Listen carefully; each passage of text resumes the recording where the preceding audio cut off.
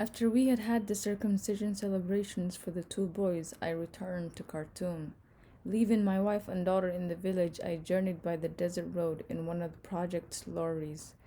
I generally used to travel by steamer to the river port of Karima, and from there I would take the train, passing by Abu Hamad and Atbara to Khartoum. But this time, I was for no particular reason in a hurry, so I chose to go the shortest way. The lorry set off first thing in the morning and proceeded eastwards along the Nile for about 2 hours, then turned southwards at right angles and struck off into the desert. There is no shelter from the sun which rises up into the sky with unhurried steps, its rays spilling out on the ground as though there existed an old blood feud between it and the people of the earth. There is no shelter apart from the hot shade inside the lorry, shade that is not really shade. A monotonous road rises and falls with nothing to entice the eye. Scattered bushes in the desert, all thorns and leafless, miserable trees that are neither alive nor dead. The lorry travels for hours without our coming across a single human being or animal. Then it passes by a herd of camels, likewise lean and emaciated. There is not a single cloud heralding hope in this hot sky which is like the lid of hellfire. The day here is something without a value, a mere torment suffered by living creatures as they await the night. Night is deliverance. In a state close to fever, haphazard thoughts flooded through my head, words taken from sentences, the forms of faces, voices which all sounded as desiccated as light flurries of wind blowing across fallow fields. Why the hurry? Why the hurry? She had asked me. Why don't you stay another week? She had said. The black donkey, a Bedouin fellow cheated your uncle and sold him the black donkey. Is that something to get angry about? Said my father. Man's mind is not kept in a refrigerator. It is this sun which is unbearable. It melts the brain. It paralyzes thought. And Mustafa Said's face springs clearly to my mind just as I saw it the first day, and is then lost in the roar of the lorry's engine and the sound of the tires against the desert stones, and I strive to bring it back and am unable to. The day the boy's circumcision was celebrated, Husna bared her head and danced as a mother does on the day her sons are circumcised. What a woman she is! Why don't you marry her? In what manner used Isabella Seymour to whisper caressingly to him, Ravish me, you African demon. Burn me in the fire of your temple, you black god. Let me twist and turn in your wild and impassioned rites. Right here is the source of the fire. Here the temple. Nothing. The sun, the desert, desiccated plants, and emaciated animals. The frame of the lorry shudders as it descends into a small wadi. We pass by the bones of a camel that has perished from thirst in this wilderness. Mustafa Said's face returns to my mind's eye in the form of his elder son's face, the one who most resembles him. On the day of the circumcision, Mahjub and I drank more than we should. Owing to the monotony of their lives, the people in our village make of every happy event, however small, an excuse for holding a sort of wedding party. At night, I pulled him by the hand while a singer sang and the men were clapping deep inside the house. We stood in front of the door of that room. I said to him, I alone have the key. An iron door. Mahjub said to me in his inebriated voice, Do you know what's inside? Yes, I said to him. What? He said. Nothing, I said, laughing under the influence of the drink. Absolutely nothing. The room is a big joke, like life. You imagine it contains a secret and there's nothing there. Absolutely nothing. You're drunk, said Mahjub. This room is filled from floor to ceiling with treasures, gold, jewels, pearls. Do you know who Mustafa Said is? I told him that Mustafa Said was a lie. Do you want to know the truth about Mustafa Said? I said to him with another drunken laugh. You're not only drunk but mad, said Mahjub.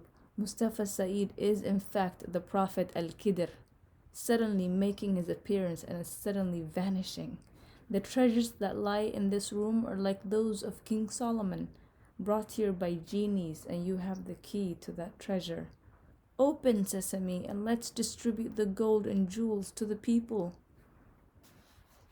Mahjub was about to shout out and gather the people together had I not put my hand over his mouth. The next morning, each of us woke up in his own house, not knowing how he'd got there. The road is endless, without limit, the sun indefatigable. No wonder Mustafa Said fled to the bitter cold of the north. Isabella Seymour said to him, the Christians say their God was crucified, that he might bear the burden of their sins. He died then in vain, for what they call sin is nothing but the sigh of contentment in embracing you. O pagan God of mine, you are my God, and there's no God but you. No doubt that was the reason for her suicide, and not that she was ill with cancer. She was a believer when she met him. She denied her religion and worshipped a god like the calf of the children of Israel. How strange! How ironic! Just because a man has been created on the equator, some mad people regard him as a slave, others as a god. Where lies the mean? Where the middle way? And my grandfather, with his thin voice, that mischievous laugh of his when in good humor, where is his place in the scheme of things? Is he really as I assert and as he appears to be? Is he above this chaos? I don't know. In any case, that he has survived despite epidemics, the corruption of those in power, and the cruelty of nature. I am certain that when death appears to him, he will smile in death's face. Isn't this enough? Is more than this demanded of a son of Adam? From behind a hill there came into view a Bedouin who hurried towards us, crossing the car's path. We drew up. His body and clothes were the color of the earth. The driver asked him what he wanted. He said, give me a cigarette or some tobacco for the sake of Allah. For 2 days I haven't tasted tobacco. As we had no tobacco, I gave him a cigarette. We thought that we might as well stop a while and give ourselves a rest from sitting. Never in my life have I seen a man smoke a cigarette with such gusto.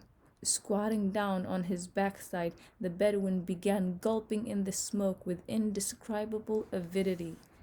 After a couple of minutes, he put out his hand and I gave him another cigarette, which he devoured as he had done the first.